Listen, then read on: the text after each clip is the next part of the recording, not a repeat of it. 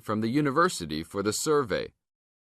Listen to the conversation between them and circle the best answer from A, B, or C for questions 1 to 4.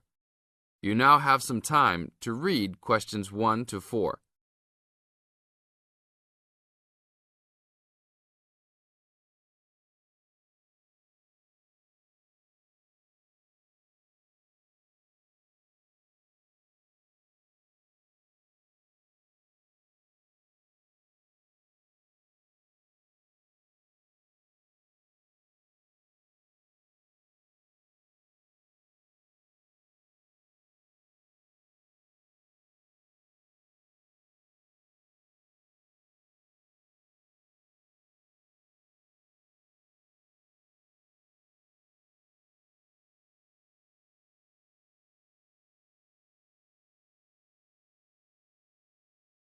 Now, we shall begin.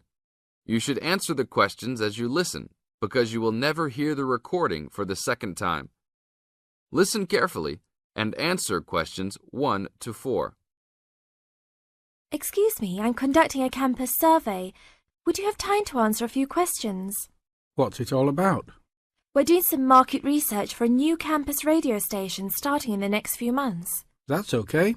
Sounds good. Great. I'll just work through this form with you. And if we could start with some personal background information? Sure. Right. If I could have your age, please. 26. Okay, good. And are you a student, teacher, or in another job? Well, I'm a tutor, but I'm also a postgraduate student, so I don't know what you might call me. What do you think? Okay, well, I'm more of a teacher, really. Fine.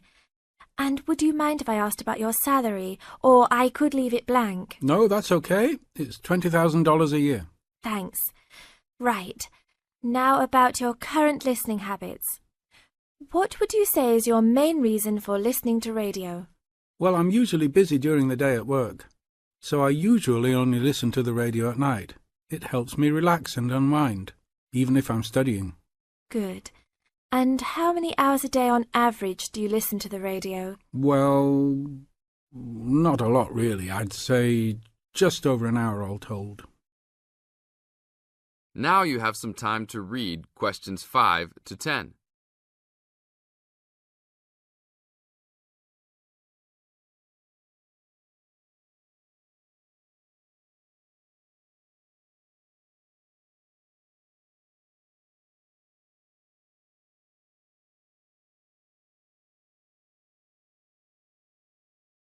Now listen to the second part of the interview and answer questions 5 to 10. So, what are the 2 main times of the day that you listen to the radio? Well, for a little while around breakfast time, and then it tends to be later, after dinner, when I've finished any serious work I need to do. And what sort of radio programs do you like? I like the news, but I also like classical music. It helps me to relax. Fine. And turning to the new campus station, which type of programs would you prefer? I think the existing radio stations cater for my need for news. So I'd like to see programs about local information, providing a service to the campus community. And in the same vein, perhaps more for academic viewers, some lectures or relevant programs. I see. And if you had to give the new director some specific advice when they set up the station, what would you tell them? I think I'd advise them to be careful about the quality of the broadcasts. The sound system. There are a lot of radio stations and people can change their loyalty quickly if it doesn't meet their needs. I think they should do more of these kinds of interview too, talking with existing and potential customers. Oh, I'm pleased you think it's useful. Certainly, yeah. Good. Now, this station will not be fully funded by the university. So how often do you think it is tolerable to have adverts? I think, out of that list, I'd say every quarter of an hour. Of course, that's providing they don't last for 10 minutes each time. Oh, quite. And are you interested in attending any of the special promotions for the new station? Yes, I'd be happy to, as long as they're held on the campus or nearby. OK, I'll note that down. And finally, May we put you on our mailing list? Well, I'd prefer not, except for the information about the promotions you just mentioned. OK. Can I have your name and address? Of course. I have a card I can give you. Oh, great. And thanks a lot for your time, and we look forward to seeing you. Yeah, sure. Thanks. That is the end of part 1. You now have half a minute to check your answers.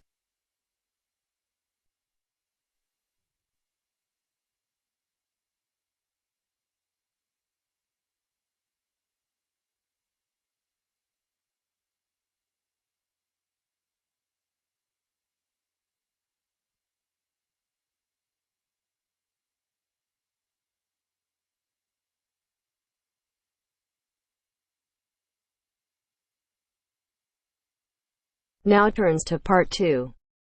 Part 2. You will hear part of a talk about attending a science festival. First, you have some time to look at questions 11 to 16.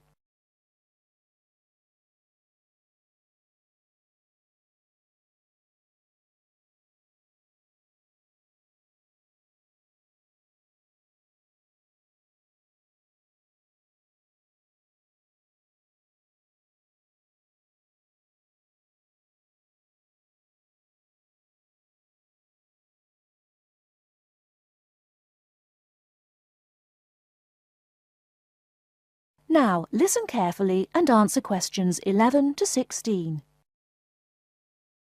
Now, I think nearly all of you have received confirmation of your school placements for next term, and as part of your activities, we will be asking you to take responsibility for promoting a school visit to the Norchester Science Festival. Of course, the head of science at your school will be aware of the festival and should have all the details of it, but all the heads of science at your schools will be looking to you to be the main organiser and motivator of a visit to the festival. They'll give you the documents you need. We hope that you will motivate pupils at your schools to take an interest in the festival. It runs for 3 days. There are day tickets and special 3-day tickets, and schools have the extra option of a 2-day ticket. We hope you will encourage your pupils to visit it on 1 or 2 days. But most important of all, we hope you will use the festival to generate a lively interest in science that will last all year round and provide the school with a lasting benefit. This will, with luck, lead to improved examination results in science subjects. And let's not forget, we hope your pupils will have a lot of fun too. Needless to say, your performance in achieving these aims will count towards your final exam grade at the end of the year. Now, let me just say a few words on why a science festival. Science is part of our everyday world in a way that is different now from before. Of course, we are used to having the benefit of scientific inventions. We are used to the aeroplane, the motor car, the space rocket, and so on. But now we live in a truly scientific age, which means one where inventions and improvements are matters of routine rather than occasional and unusual events. We have become a really scientific society. Yet we find that we are failing to interest and enthuse the young in this. Fewer young people are choosing to study science at school after the age of 16, and even fewer at university. As a result, we have fewer teachers coming into schools to teach science. And many science teachers are not teaching their specialism. For example, I know of several cases where maths is being taught by biologists and chemistry is being taught by physicists. We urgently need another 3,000 science teachers in England at least. That's why we look to you, the science teachers who are starting off your careers, to inject enthusiasm and wonder into the study of science, and we hope the Norchester Festival will help you to do this. Before you hear the rest of the talk, you have some time to look at questions 17 to 20.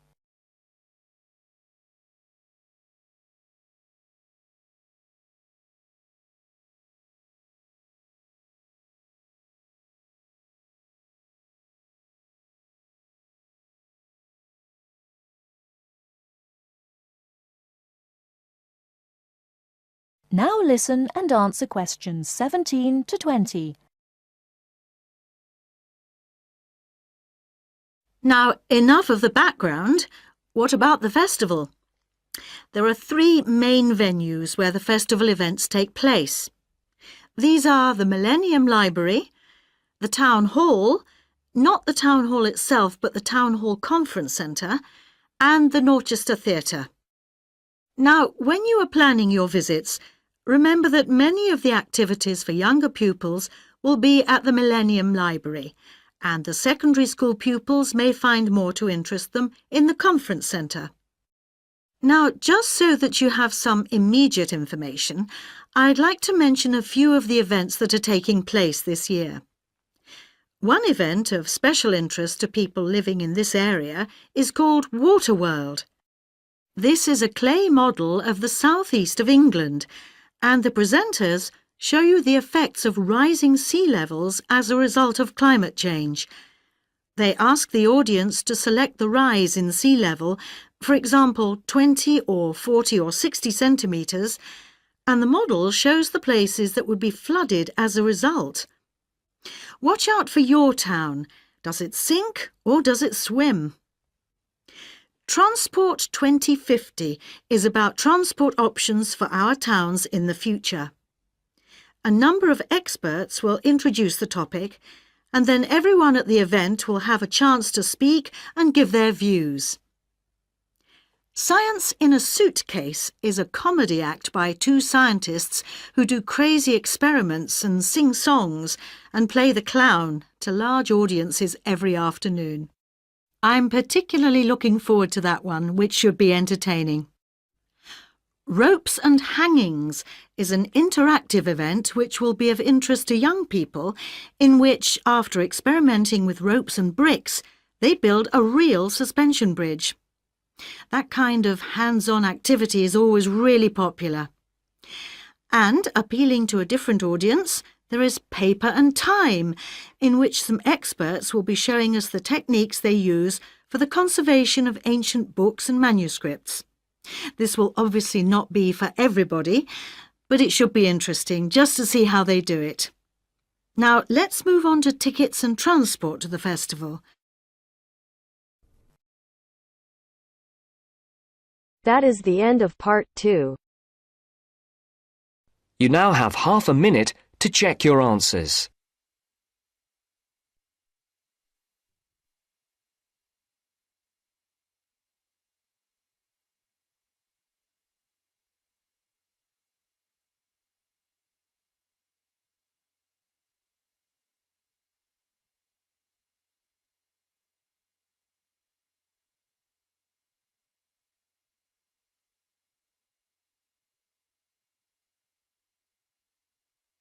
Now turns to part 3.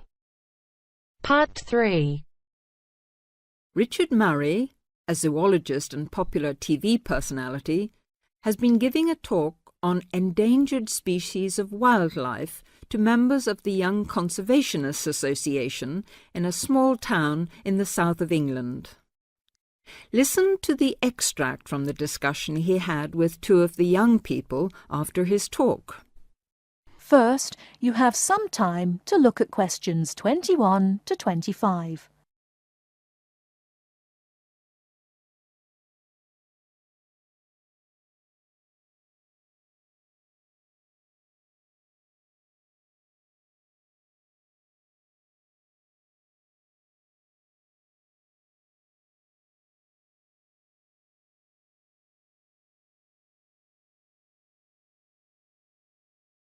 Now listen carefully and answer questions 21 to 25.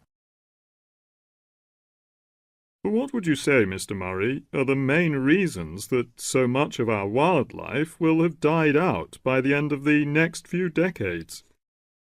Well, Tony, we can't of course rule out the effect of urbanisation due to the spread of population, but apart from that, I believe there are 2 reasons which, in a way, are like the opposite ends of a piece of string.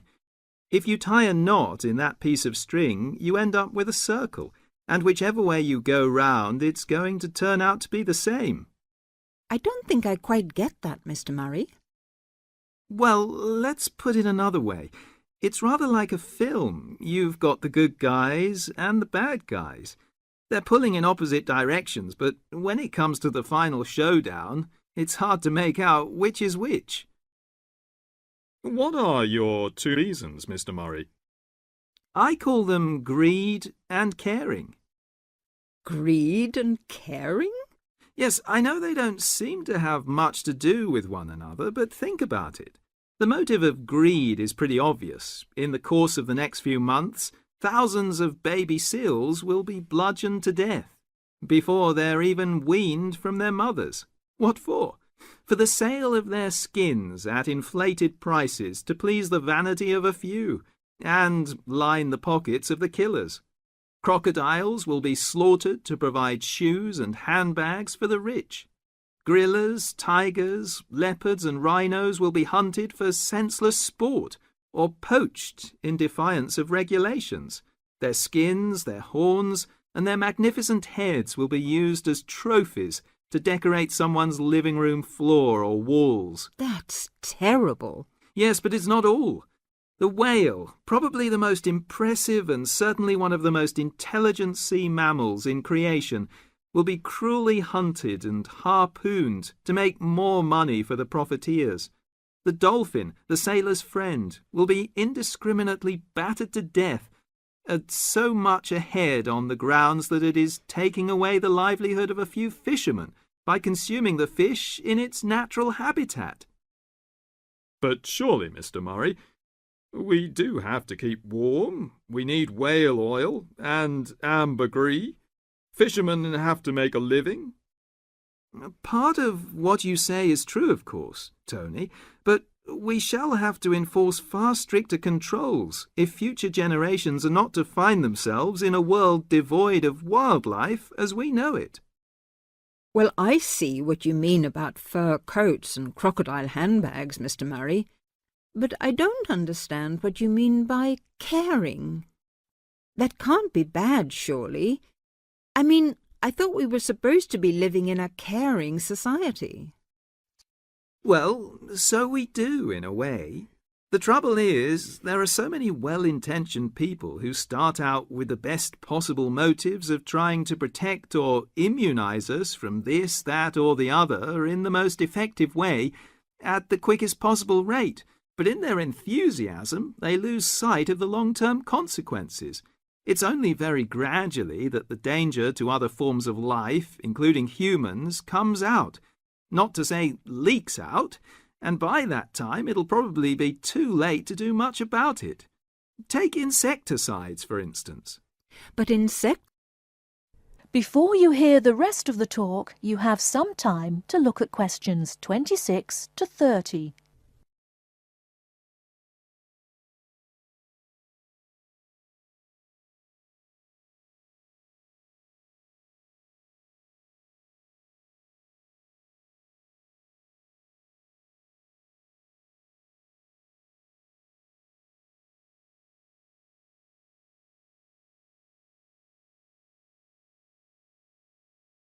Now listen and answer questions 26 to 30. But insecticides protect crops from pests. They destroy disease-carrying mites and creepy crawlies like cockroaches. True, but nature has a way of developing her own immunity against insecticides and other pest controls, with the result that the biologists are driven to inventing stronger and stronger compounds, which, though they may annihilate the pest, nevertheless permeate the environment, are assimilated by plant and animal life, and become absorbed by the soil. Countless innocent creatures, the beaver or the mole, for example, are performing a useful task in the natural control. The alarming prospect is that as these poisons enter the foods we eat, and consequently our own systems, they'll find their way into the body of the pregnant mother and into her milk, offering incalculable risks to the unborn or newly born infant. In spite of all our technological expertise, our time is running out. We're virtually destroying ourselves. That is the end of part 3. You now have half a minute to check your answers.